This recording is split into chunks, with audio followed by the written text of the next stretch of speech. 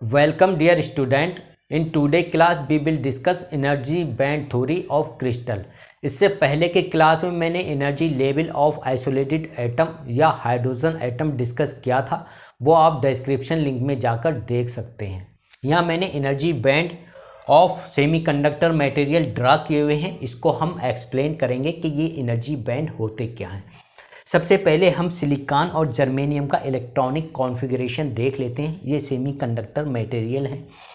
Silicon का atomic number 14 है और ये इसका इलेक्ट्रॉनिक कॉन्फ़िगरेशन है।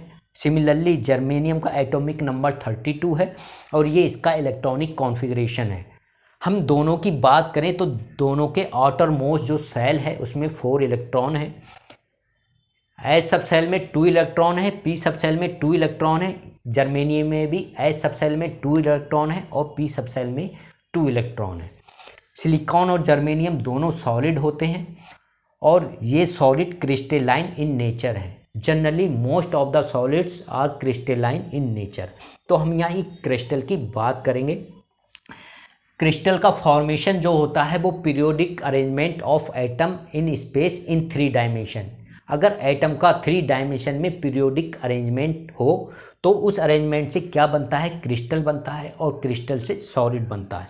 तो मान लेते हैं सिलिकॉन या जर्मेनियम कोई एक क्रिस्टल है जो n एटम से मिलकर बना है। कितने एटम से? n एटम से।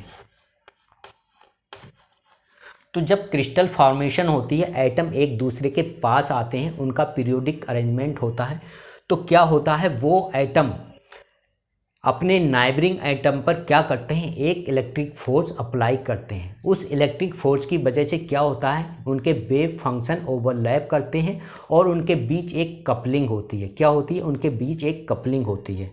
इस कपलिंग की वजह से क्या होता है, जो इनर सेल हैं, ये वाली इनर सेल हैं, इनके एनर्जी स्टेट तो अप्रिसिएबली चेंज नहीं होते हैं। अगर चेंज होता है तो वो नेग्लिजिबल होता है।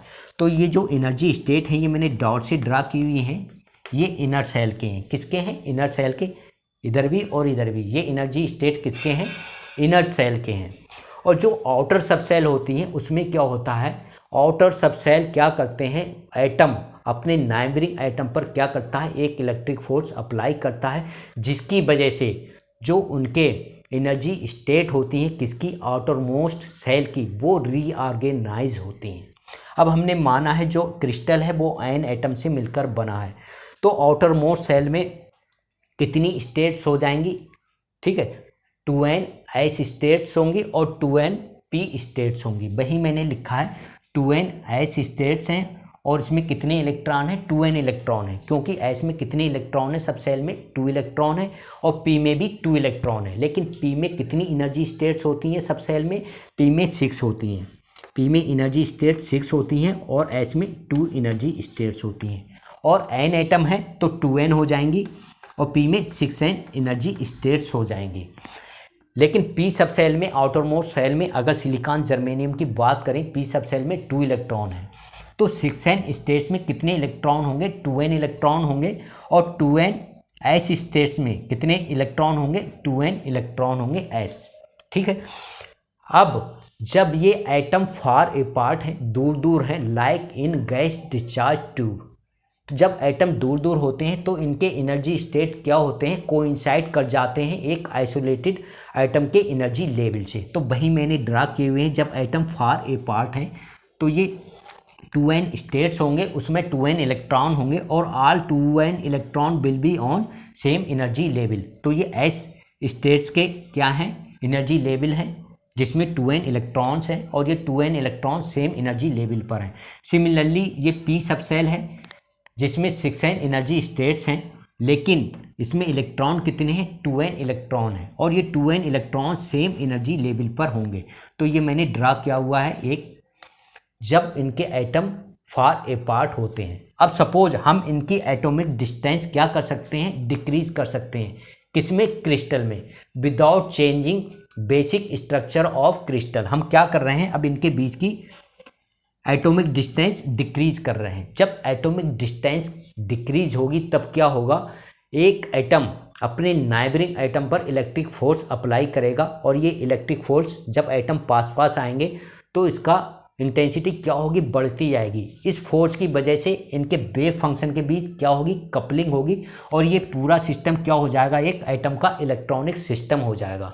और ये इलेक्ट्रॉनिक सिस्टम मस्ट ओबे पॉलीज एक्सक्लूजन प्रिंसिपल, यानी कि पॉलीज एक्सक्लूजन प्रिंसिपल को ओबे करना चाहिए। तो इसका नेट इफेक्ट क्या होगा, ये जो 2n स्टेट्स हैं, ये एनर्जी स्टेट्स स्प्लिट्स होंगी into A number of energy levels. क्या होंगे, ये 2n स्टेट्स हैं, ये एक large number of energy level में जो डिस्क्रीट है उसमें स्प्लिट हो गई, और ये एनर्जी लेवल क्लोजली स्पेस्ड हैं, वेरी क्लोजली स्पेस्ड है, और there is appreciable change in lower energy level and higher energy level. There is appreciable change may be of many electron volt. Many electron volt का इनमें क्या हो सकता है, difference हो सकता है लोअर एनर्जी लेवल में एंड अपर एनर्जी लेवल में।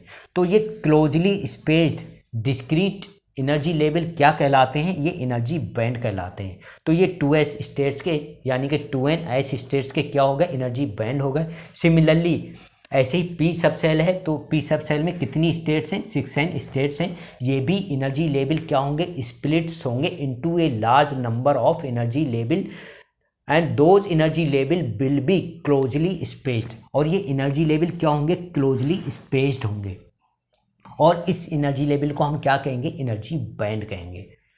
अब क्या होता है, अब फर्दर अगर हम इनकी डिस्टेंस, जो इंटर एटॉमिक डिस्टेंस है, उसको डिक्रीज करें, तो एक डिस्टेंस ऐसी आएगी जब ये एनर्जी लेवल यानी कि p जो 6n स्टेट्स हैं p सब सेल की, वो 2n स्टेट्स s सब सेल के साथ क्या करेंगी, मर्ज करेंगी। तो टोटल कितनी स्टेट्स हो जाएंगी, एट सफिशिएंटली स्मॉल डिस्टेंस, जब डिस्टेंस सफिशिएंटली स्मॉल हो जाएगी किसकी, एटम के बीच की, तो क्या होगा 6n p स्टेट्स हैं, ये क्या होंगी, ये मर्ज होंगी किसके साथ, 2n s स्टेट्स के साथ मर्ज हो जाएंगी। Sn किसके साथ, 2n s स्टेट्स के साथ मर्ज हो जाएंगी। तो ये टोटल कितनी स्टेट्स हो जाएंगी, 8n स्टेट्स हो जाएंगी, 8n स्टेट्स हो जाएंगी।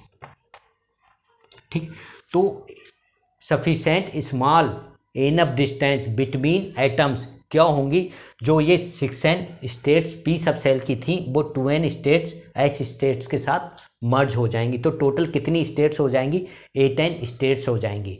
और टोटल नंबर ऑफ इलेक्ट्रॉन कितने हैं आउटर मोस्ट सेल में, 2 + 2 4। तो कितने इलेक्ट्रॉन होंगे, क्योंकि n एटम है, 4n इलेक्ट्रॉन्स होंगे, 4n इलेक्ट्रॉन्स होंगे, यानी कि 8 एनर्जी स्टेट्स हैं और नंबर ऑफ इलेक्ट्रॉन्स कितने हैं, 4 इलेक्ट्रॉन्स हैं। इसका मतलब क्या हुआ, half energy level, 8n energy states में से हाफ एनर्जी स्टेट्स क्या होंगे, एक्यूपाइड बाय 4n इलेक्ट्रॉन्स होंगे, और बाकी हाफ एनर्जी स्टेट्स क्या होंगी, वैकेंट होंगी। अगर फर्दर इनके बीच की डिस्टेंस की जाए, क्योंकि इस डिस्टेंस पे तो क्या हो गए, एनर्जी लेवल मर्ज हो गए। अब हम क्या कर रहे हैं, फर्दर एटॉमिक स्पेसिंग डिक्रीज कर रहे हैं। तो एट क्रिस्टल लैटिस स्पेसिंग, जब एटम के बीच की स्पेसिंग कितनी हो जाएगी, क्रिस्टल लैटिस स्पेसिंग के इक्वल हो जाएगी। तो क्या होगा, ये 8n स्टेट्स में से 4n स्टेट्स अपर स्टेट्स होंगी और 4n लोअर स्टेट्स हो जाएंगी, यानी कि स्टेट्स क्या होंगी, फिर डिवाइड हो जाएंगी, और इन दोनों स्टेट्स के बीच में क्या होगा, एक एनर्जी गैप होगा। लेकिन जो लोअर स्टेट्स होंगी, जो नीचे का लोअर बैंड होगा, उसमें कितने इलेक्ट्रॉन होंगे, उसमें 4 इलेक्ट्रॉन होंगे, यानी कि 4n स्टेट्स होंगी, उसमें 4n इलेक्ट्रॉन होंगे, और इस लोअर बैंड को हम कहेंगे बैलेंस बैंड। सिमिलरली जो अपर 4n स्टेट्स हैं, इसमें कोई इलेक्ट्रॉन नहीं होगा, क्योंकि हमारे इसमें कितने इलेक्ट्रॉन थे, आउटर मोस्ट सेल में सिर्फ 4 इलेक्ट्रॉन थे। तो 4n इलेक्ट्रॉन किस में आ गए, नीचे बैलेंस बैंड में आ गए। तो ऊपर वाला जो बैंड है वो कंडक्शन बैंड है, वो क्या है, वो वैकेंट है, उसमें कोई भी इलेक्ट्रॉन नहीं है। तो वही मैंने लिखा है, उसमें 0 इलेक्ट्रॉन्स होंगे। और इन दोनों बैंड के बीच में क्या होगा, एक एनर्जी गैप होगा, जिसको हम क्या कहेंगे, एनर्जी बैंड गैप कहेंगे। और ये एनर्जी बैंड गैप अगर जर्मेनियम के लिए कितना होता है एनर्जी गैप, जर्मेनियम के लिए बात करें तो 0.0 72 इलेक्ट्रॉन वोल्ट होता है। और सिलिकॉन के लिए कितना होता है? सिलिकॉन के लिए इसकी वैल्यू होती है एनर्जी बैंड गैप की, ये होता है 1.12। कितना होता है? 1.12 इलेक्ट्रॉन वोल्ट। अगर कंडक्टर की बात करें तो कंडक्टर में ये दोनों बैलेंस बैंड और कंडक्शन बैंड ओवरलैप करते हैं। और इंसुलेटर की बात करें तो ये एनर्जी बैंड गैप इंसुलेटर में ज़्यादा होता है सेमी कंडक्टर के कंपैरिजन में। तो इंसुलेटर में कितना होता है ये एनर्जी बैंड गैप? इंसुलेटर में एनर्जी बैंड गैप होता है 6 इलेक्ट्रॉन वोल्ट के इक्वल, नियरली 6 इलेक्ट्रॉन वोल्ट होता है। तो इसलिए ये इंसुलेटर जनरली कंडक्ट नहीं करते, क्योंकि इतनी एनर्जी चाहिए बैलेंस बैंड से कंडक्शन बैंड में इलेक्ट्रॉन को जंप करने के लिए। तो ये जो एनर्जी बैंड थ्योरी है ये कंडक्टिविटी की जो प्रॉपर्टीज़ है उसको एक्सप्लेन करती है। अब नेक्स्ट क्लास में हम पढ़ेंगे सेमी कंडक्टर, कंडक्टर और इंसुलेटर के बीच का डिफरेंस क्या होता है।